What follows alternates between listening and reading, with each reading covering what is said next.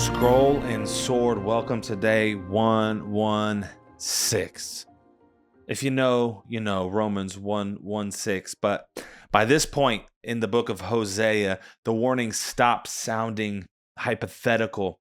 Now it's super clear, crystal clear. What they've been running from is about to catch them. And God says Israel will be removed from the land and sent back towards Egypt and into a place called Assyria. And this isn't punishment. It's not just punishment. It's reversal. It's undoing redemption. It is the exodus that brought the Israelites out of Egypt, and it's a reversal of that. If you want to reject the God who saved you, the exodus will be reversed, and Assyria is one step closer back to the Egypt that they were freed from. Egypt was where God rescued them from, and now he's saying, you're going back.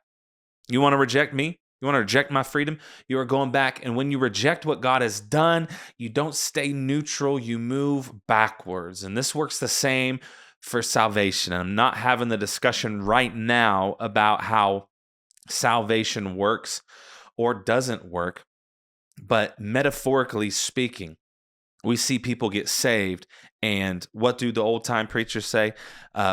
They backslide. What does backsliding look like? It looks like rejecting God in the future that He has for you, and all of a sudden you start walking backwards and backtracking where you came from, and you might find yourself back in bondage where God has already freed you.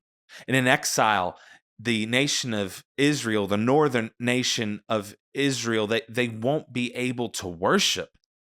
No sacrifices, no festivals, no connection to the house of God. The greatest loss, it's not land, it's presence. Like worshiping God is removed. And C.S. Lewis famously said something like this. This is paraphrasing, JJB version. Hell is where God is not.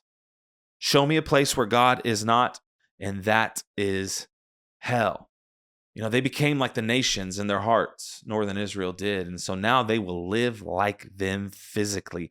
What you become internally will eventually define your reality that you're living out. Your inner life will become your outward life. You think you're keeping secrets on the inside. No. You will begin to live those secrets out as their reality, and you won't even know everybody else knows what's going on.